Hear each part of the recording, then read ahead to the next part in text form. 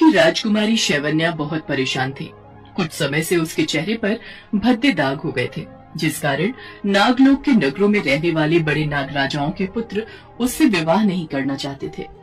नागरानी सुपेला, हमारी पुत्री शैवन्या के विवाह के लिए हमने बड़े बड़े नागकुमारों के लिए प्रस्ताव भेजा है, परंतु हमारी पुत्री शैवन्या के चेहरे को देखकर कोई भी नाग राजकुमार हाँ नहीं कहता। मुझे लगता है हमें अपने कुलगुरु से इस बारे में वार्तालाप करना चाहिए। शायद तुम ठीक कह रही हो नागरानी, हम आज ही कुलगुरु से भेंट करेंगे। नागराज और नागरानी दोनों कुलगुरु के पास जाते हैं और अपनी समस्या बताते हैं। नागराज यशवर्धन, इसका केवल एक ही उपाय है। नाग कन्या शैवन्या को पृथ्वी लोक में बने किसी सौंदर्य सदन में अपना श्रृंगार करना होगा, तभी नाग कन्या शैवन्या अपने चेहरे के इन दागों से छुटकारा पा सकती है। पर यह तो बहुत कठिन है कुलगुरु। इसके सिवा कोई और उपाय नहीं है। शैवन्या को पृथ्वी लोक जाना ही होगा। महल आकर शैवन्या के माता पिता उसे इस बारे में बताते हैं। ठीक है माताजी पिताजी, जैसा आप कहेंगे मैं वैसा ही करूंगी। मैं पृथ्वी लोक पर जाने के लिए तैयार हूँ, पर मेरी एक विनती है, मैं अकेली ही पृथ्वी लोक पर जाऊंगी। आप मेरे साथ किसी को भी नहीं भेजेंगे। ये कार्य मैं अकेले ही करना चाहती हूँ, इसलिए मैं नहीं चाहती मेरे कारण किसी को भी कोई परेशानी हो। पर बेटी, तुम बिल्कुल अकेली पृथ्वी लोक पर कैसे जाओगी? वहां किसी ने भी तुम्हें पहचान लिया तो तुम पर कोई संकट ना आ जाए पुत्री।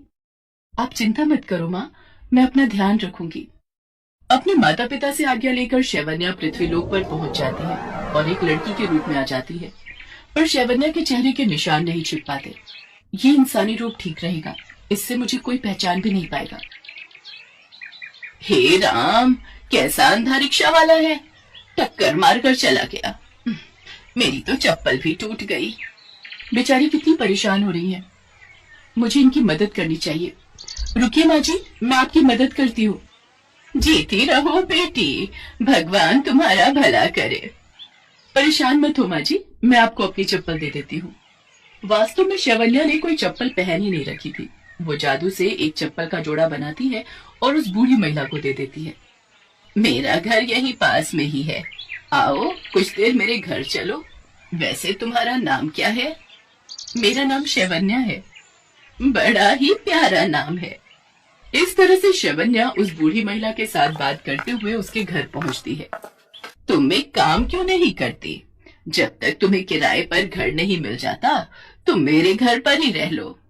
इतना बड़ा घर है, मैं और मेरा बेटा सुधीर ही तो रहते हैं, और सुधीर तो सुबह का गया शाम को लौटता है। तुम वो सामने वाला कमरा ले लो और अपना सामान वहां रख लो।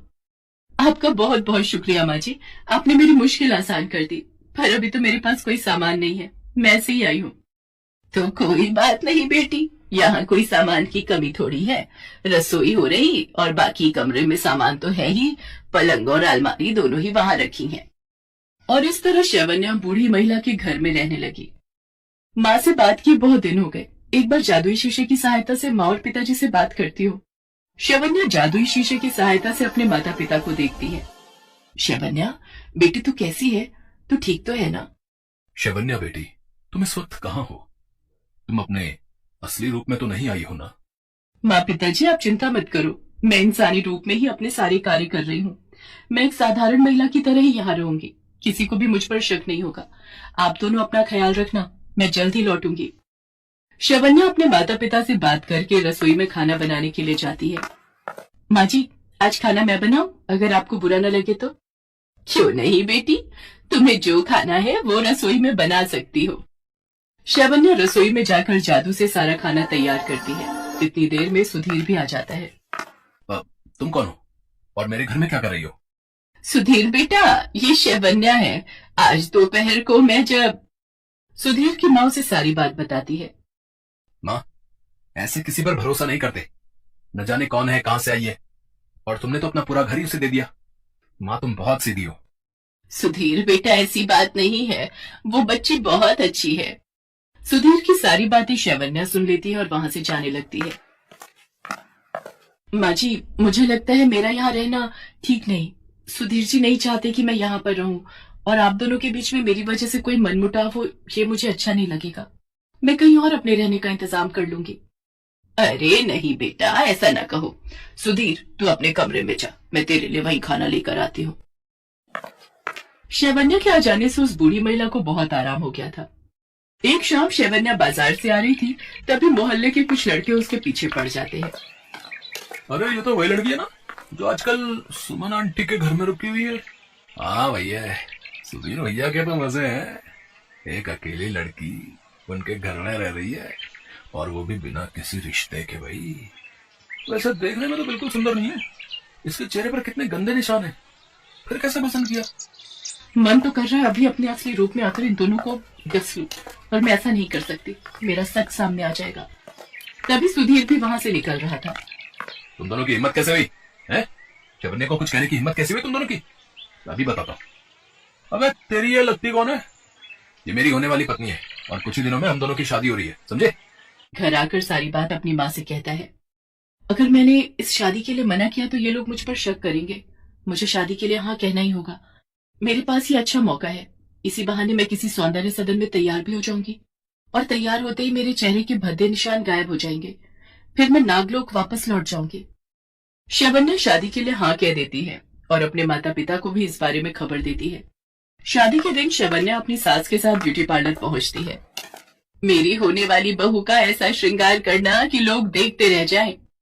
अब चिंता मत कीजिए, हम इनके चेहरे के सारे दाग धब्बे मिटा देंगे। शैवन्या को ब्यूटी पार्लर वाली लेडी बहुत सुंदर तैयार करती है। दुल्हन के रूप में शैवन्या बहुत सुंदर लग रही थी। तभी ब्यूटी पार्लर वाली की नजर सामने बने शीशे पर जाती है। देखिए आप कितनी सुंदर लग रही हैं। आपके चेहरे के सारे निशान भी मैंने मेकअप से छुपा दिए हैं। शैवन्या शीशे की तरफ देखती है। ओह, ये तो कोई नागिन है। वो देखो सामने शीशे में इस लड़की की जगह एक सांप दिखाई दे रहा है। भागो भागो भागो यहाँ से। रुक जाइए, मैं ऐसी नहीं हूँ जैसा आप मुझे समझ रहे हैं। मेरी बात तो सुनिए। माँ जी, एक नागिन मेरी बहू नहीं हो सकती। तू तो हमें डस लेगी। ऐसा ना कहिए माँ जी, मैं आपको पूरी बात बताती हूँ। तब तक सुधीर भी वहां आ जाता है। शैवन्या सारी सच्चाई बताती है और रोने लगती है। नागराज और नागरानी उनके कुलगुरु के साथ वहां प्रकट होते हैं।